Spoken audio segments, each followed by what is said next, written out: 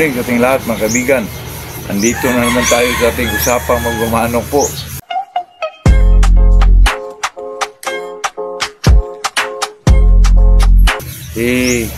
Itong mga ganitong sitwasyon mga kaibigan, itong tayo ay mag chicken talk po ako naman mga kaibigan ay medyo kahit ako po ang nag-discuss ito na-enjoy po ako mga kaibigan, kaya medyo siguro manood natin ay na-enjoy din sila siguro kasi ito po mga kaibigan ay galing po sa puso itong ating ginagawa dito mga kaibigan. Kasi kanina mga kaibigan pag kita ko sa sa tinitingnan ko yung mga message mga kaibigan, may nagtanong na naman po na ano ba daw ang para pampataba.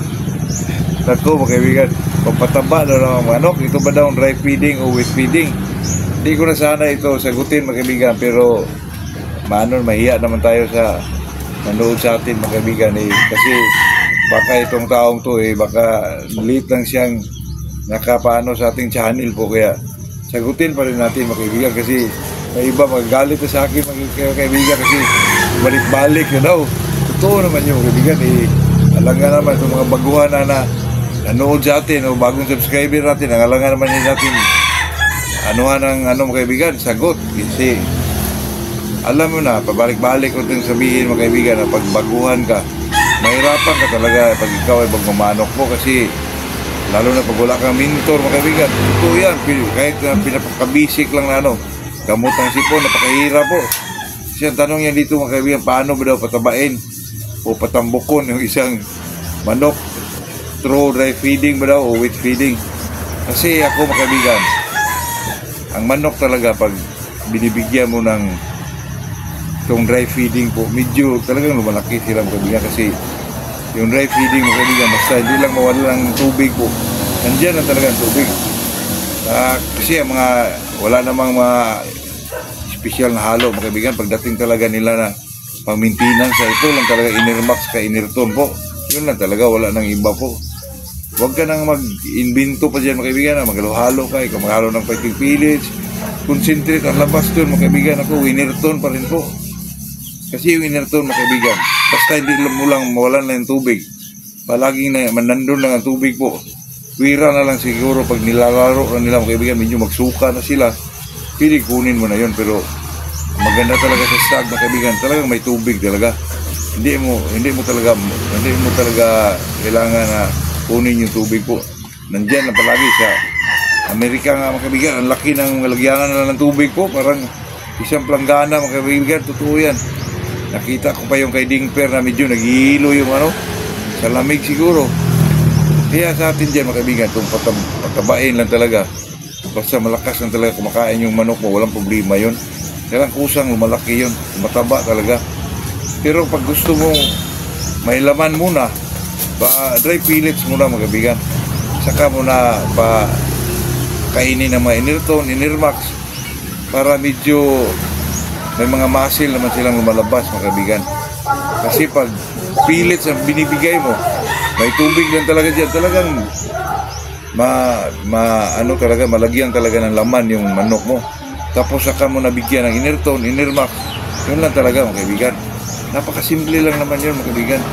Kung gusto mo mag-eksperimento ka, maghalo-halo ka, yung mag-ano ka ng mga fighting pellets, concentrate, ganun din yun mga kaibigan. Inirton, Inirmax pa rin ang labas po. Pero mas maganda yung Inirton kasi pinoproseso na yun sa mga eksperto talaga, yung mga nutritionist talaga, mga talaga sa manok mga kaibigan. Kaya palagi ko sinasabi mga kaibigan, pag bumili ka ng Inirton, huwag mo nang haluan ng yung mga concentrate o mo yung pellets na inilagay mo, kasi yung formula na yun mga kaibigan, yun na talaga ang pinaka-perfecto na ginawa ng isang yung tinatawag nilang nutritionist mga kaibigan, especially sa manok po. Kaya sa akin, pag magbigay ako ng Inirton, hindi ko na yan haluan pa ng mga kung ano man yung mga high protein na yan, kasi yan mga kaibigan, may formula kasi yan alam na yun mga kaibigan ng mga eksperto talaga. Pag hinaluan mo yan, masira yung formula ng isang patuka po. Kaya tayo, pag magpakain tayo ng mga Inirton, Inirmax, hindi na talaga natin haluan kung ano-ano man yan mga kaibigan. Mas mabuti pa kung haluan mo man, ano ka na lang ng sarili mo po, yung fighting pellets, concentrate, kisa haluan mo yung inirton mga kaibigan. Pag hinaluan mo yan, masira na po ang formula niyan. Hindi na ho pantay yung, kasi may mga inaano sila dyan mga kaibigan yung kinikwintan na yung ano, yung calcium, yung mga nutrients na nandyan mga kaibigan. May mga ano pa silang inilagay dyan na hindi mapanis yung isang pagkain, kaya napakaganda na po yun mga kaibigan. Pag may iniltong ka, huwag mo nang haluan po, kasi may formalisyon na yan mga kaibigan, na nilagyan na yan ng mga ano, yung mga natawag nilang hindi mapanis yung isang ano po, yung isang pagkain mga kaibigan. May unsa ano pa, may mga ano na ba, may mga nilagay na silang madali lang matunaw, mga ganong klaseng ano ba mga kaibigan. Kaya mahirap na kung haluan pa natin, kasi masira na yung isang formula ng isang pagkain po. Kaya sa atin mga kaibigan, bilang isang magmamanok, hindi na natin yan haluan po. Itong topic natin ngayon mga kaibigan, sinasagot lang natin yon kasi para naman hindi magtampo yung ating tagapanood mga kaibigan. Itong pag-usapan natin mga kaibigan, tanong din to kasi sa akin mga kaibigan, may magtanong kasi sa akin minsan sa messenger, or tinitingnan ko yung mga ano dyan, mga comment. Pag wala akong masagot mga kaibigan, ay talagang wala din tayong idea about that. Kaya sa atin, yun lang talagang medyo may kaya tayong sagutin din po. Itong pag-usapan natin mga kaibigan, tanong din to na ilang bisis ba natin daw patukaan ang isang manok bago natin bitawan po. Sa ano na ito mga kaibigan, sa exam na po, sa ruida na po. Kasi yung iba nakita natin mga kaibigan, grabe talaga magpatuka po. Ilang bisis mga kaibigan, parang maputol na yung liig mga kaibigan, di ba? Ganunin. Grabe patuka, maabot siguro ng 50 mga kaibigan. Sa akin dyan mga kaibigan, sobra na yan. Kasi sakta na lalo ang manok, tapos galit na galit ang manok, mawala na sa focus mga kaibigan. Yung palo niya parang wala na sa timing po, kasi parang tao din dyan mga kaibigan, parang mamadali ba mga kaibigan. Talagang galitin yung kalaban para mawala na sa focus. Madali na lang siya matamaan kung ano may yung gusto ng kalaban po. Alam nyo na, ang manok kasi mga kaibigan, lalo na pag ito'y hatches, ang iba naman mga kaibigan, pag medyo rounded yung manok nila, isang patuka lang po, isang tusik lang dito mga kaibigan, okay na, para kadakad na lang. Pero yung iba nakita ko mga kaibigan, kurutin pa yung tinga dito, sampalin pa yung ulo, di ba? Kawawa yung manok po. Parang ano na talaga, parang animal, anong tawag doon? Parang iba na talaga mga kaibigan, kaya kawawa naman yung manok. Pero pag masubrahan talaga sa galit mga kaibigan, mawala na talaga sa focus. Iba na yung palo ng isang manok po. Parang ano na mga kaibigan, parang walang direksyon na po. Kaya sa atin dyan, pag medyo magbitaw tayo, yung normal lang na manok natin, 3 patuka mga kaibigan, okay na yun. 3 bisis lang mga kaibigan. Pero patukaan mo sa likod, isa lang po, para medyo magbantay yung isang manok mga kaibigan.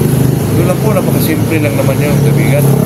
Huwag naman masyadong maraming patuka dito, kasi pag medyo madamihan na po yung tusik dito mga kaibigan, medyo magwala na po yung manok po. Kaya sa atin nga, para di ba, yung sweeter mga kaibigan, pag magkondisyon ka, medyo hindi nila masyado gutumin, kasi magwala yung isang manok, medyo mawala sa focus, lalo na yung saktan mo ng gusto po. Diba, nakita natin mga kaibigan, dati mga kaibigan, hindi ko talaga alam yun, bata pa tayo doon mga kaibigan, na medyo mga kaibigan, yung purutin dito, ano yan, koneksyon yan. Para lang talaga magalit yung isang manok po. O sa atin mga kaibigan, hindi na yun ngayon mga kaibigan, mga 3 patuka lang, okay na yun. Kasi nasakta na yung isang manok galit na yun. Pinapatukuan mo ng mga 50 kabisis mga kaibigan, ako, ang mga palo doon mga kaibigan, wala nang direksyon po. Dahil sa galit mga kaibigan, ako, wala na sa focus, matamaan yung mga kaibigan, wala na sa konsentrasyon po, wala na, hindi na makaganti talaga, kasi ano siya medyo galit na kahit manok lang yan mga kaibigan, parang tao din yan, pag medyo galit na talagang palo na lang ng palo, wala na sa isip po. Kaya yun ang iwasan natin po, na medyo galitin talaga natin ang gusto ang manok. Ang iba mga kaibigan, makikita natin na, kasi alam din nila yun yung manok nila talagang medyo saltada po, parang may isip, lalo na pag rounded or kilso, isang patuka lang, okay na yun mga kaibigan, galit ang manok nun. Tapos may kahig tayo ng konti, hindi naman kahig mga kaibigan na parang ingalin na yung manok natin, talagang mawala din ang puwersa doon, mga kaibigan, no? Kahig lang, parang kahig lang ng ano mo, hindi yung kahig na parang inaano mo, parang ini-exercise mo talaga, wala na yun. Kasi tapos na yun sa ano, mga kaibigan, sa ating mga 21 days na conditioning. Hindi na dapat masyado, may iba dahil dyan, kaya makita natin, i-stretch mo yung manok. Kung i-stretch mo yun, mga kaibigan, magka-diferensya, mawala pa. Mas lalo tayong matalo dyan sa exam, mga kaibigan, di ba? Wala na yung mga stretching kasi tapos na yan Tapos na yan sa man ng 21 days, mga kaibigan. Nandun na yun lahat. Stretching, bangga, exercises, daily routine exercises. Kaya hindi na natin bigyan ng gano'n ang manong natin, mga kaibigan. Baka magka-diferensya pa yan. Mawalan para palo yan. Magka-problema pa tayo dyan, mga kaibigan. Kaya sa akin dyan, mga kaibigan, ang sabi ko lang dyan, nga tatlong patuka lang, mga kaibigan, okay na yun. Palakad-lakad. Siyempre, yun lang talaga, palakad-lakad para ma-acquaint yung area, mga kaibigan ba. Kaya nga, mga kaibigan, napaka-importante po yung pinakauna mong ilapag yung manok mo kasi doon siya makauna ng diskarte po.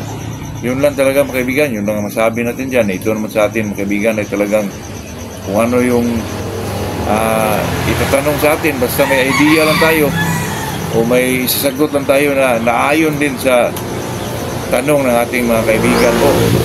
Pero kung hindi naman nila magustuhan yung sagot natin, sa kanila na yun. Kasi palagi natin sinasabi yan, mga kaibigan, na pwedeng sundin, pwedeng hindi sundin. Ito'y talagang usapang magmamanok lang. Experience ko lang ito, mga kaibigan, bilang isang magmamanok po. Ayun lang, mga kaibigan. Magandang umaga sa ating lahat po.